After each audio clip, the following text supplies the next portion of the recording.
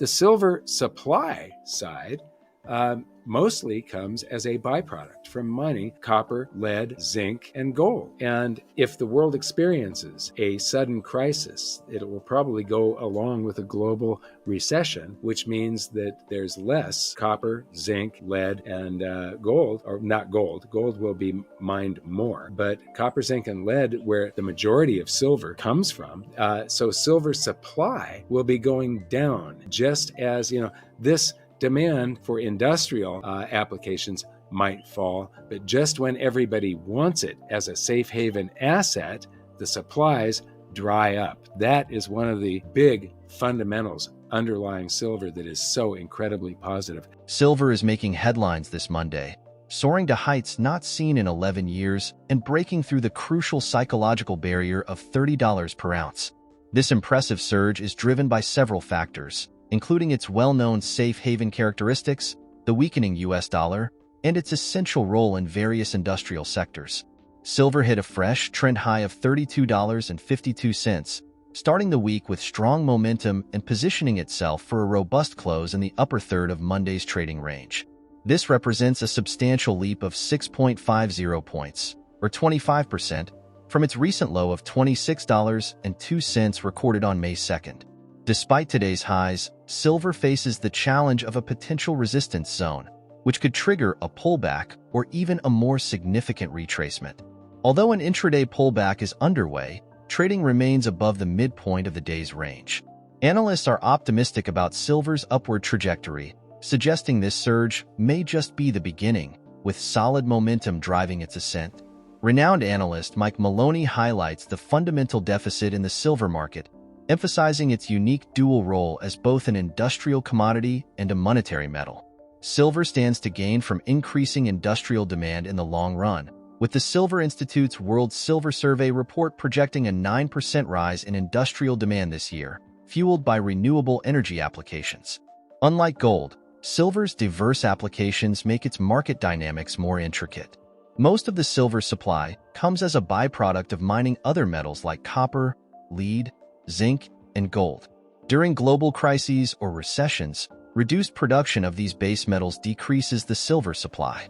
Conversely, silver's demand as a safe haven asset tends to spike during such periods, creating a notable supply-demand imbalance. Join us as we delve into MikeMaloney's insights. But before we do, if you want more videos like this, please hit the subscribe button and turn on the notification bell for more updates. Thank you and enjoy the video. This is the fundamental deficit that we are seeing in silver right now. And it's one of when you add that to the fact that silver is one of the monetary metals. So what is it that people run to as a safe haven? There's bonds, and there's cash, and there's gold, and there's silver. Those are like the four monetary assets, really.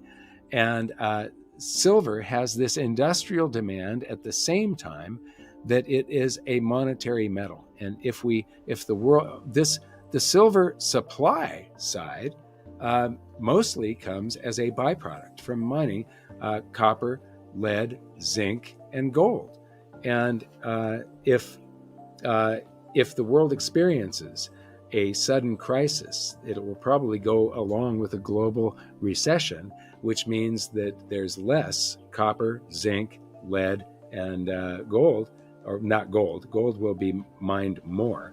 But copper, zinc, and lead, where the majority of silver comes from, so silver supply will be going down, just as this demand for industrial applications might fall, but just when everybody wants it as a safe haven asset, the supplies dry up. That is one of the big fundamentals underlying silver that is so incredibly positive. Now, back in March, we were going to try to slip this into a video, but for some reason we never did. We just didn't figure out how it goes in there. But this is one of the HSBC vaults in London. This is millions of ounces of silver. And you see it here at about 52 million ounces, and then it jumps up to 75 million ounces.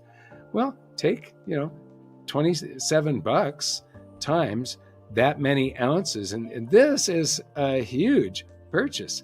And it was on, I believe, one of the days where silver was rising. So this was part of the rise, and nobody reported on it. And so there you are. This is what is going on in the world right now. So I think we're seeing this little pullback in silver as I make this video, but I do think silver is headed for some really big things coming up. Gold prices recently soared past $2,400, setting a new record high, with June 2024 futures reaching an impressive $2,419.80, a significant jump of $39, or 1.64%.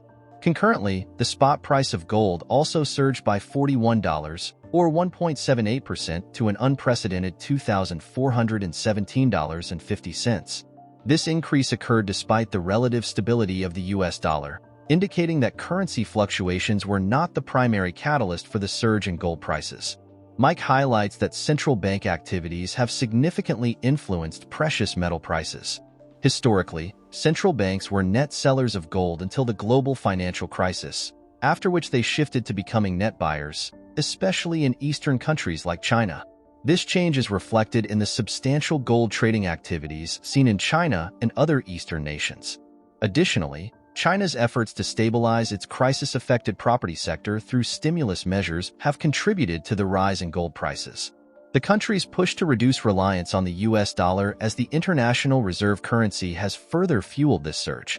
China has proposed alternative global financial systems, controlled by entities like the International Monetary Fund, IMF. Moreover, Mike points out that the rise of central bank digital currencies supports this shift away from the dollar, enabling countries to create reserve baskets of currencies beyond the US dollar, thereby reducing dependence on it for international transactions and settlements. Let's return to the interview. What is driving the price of precious metals right now? And as we know, part of it is central bank buying and selling. And we were net sellers up until the global financial crisis. And then the world's central banks became net buyers. But who is it that's buying? If you watch Alan Hibbard's great video, Chinese Gold Trading Explodes, you'll see that it's the East that is now buying. And so in there, he shows this chart of East versus West, and you look at how much the East had. Now, I want to point out that this chart starts at 15 million tons and goes up to over 36, 37 million tons, but it starts at 15. So this looks like the East has half of the world's central bank gold. Well, they don't. There's, each one. This is 10 million. So there's, basically this much space at the bottom of this graph that's not being shown. This is Nick Laird's graph. I just wanted to point that out. But as a percentage of the world's central bank gold, if you add from 30,000, this 15,000 tons down to the bottom of this chart, you see that this is only like 3%. It isn't even 5% of the world's central bank gold. And now they've gone to a significant percentage, about a third of the world's central bank gold. So that's one of the things that's causing the buying and all of the explosion in gold trading in China. And then Luke Groman reminds us that yes, Chinese buying is helping drive the gold price, but here's why. And they told us back in March of 2009, they said that that the world basically needs the U.S. dollar as the international world reserve currency. They're proposing replacing the U.S. dollar in a new global financial system controlled by the International Monetary Fund. Well, since 2009, we've had the advent of all of the world's central banks working on central bank digital currencies, and that makes them very easily create a reserve basket of currencies that are other than the US dollar, and it will probably incorporate the US dollar, but it won't just be the US dollar. Well, that means that now there is, just as I predicted at the end of that 140 years of history in 10 minutes, you'll see that, half of the dollars that are created reside outside the borders of the United States. And if they don't need those anymore for settlement, like, oil is no longer exclusively traded in US dollars. It's now, if they have this basket of currencies, things will be settled in more of an international currency. When it comes to the replacement for the SWIFT system, whatever that is, it's going to be something more like this basket of currencies that are more stable than the exchange rate of the US dollar to each individual currency. And so as all of these trading houses and banks and central banks don't need all of those dollars, what do they do with them? They come over here and buy US dollar denominated assets. And we've experienced something like this in the past. In the late 80s, Japan was having a stock market boom, and they all felt extremely rich. Looking ahead, silver is expected to continue its upward trend.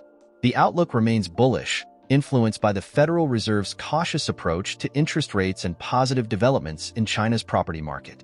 Silver may encounter resistance at $33 in the short term, but is targeting $35.40, with strong support established at $29.80 for potential future gains. Where do you think the prices are heading next?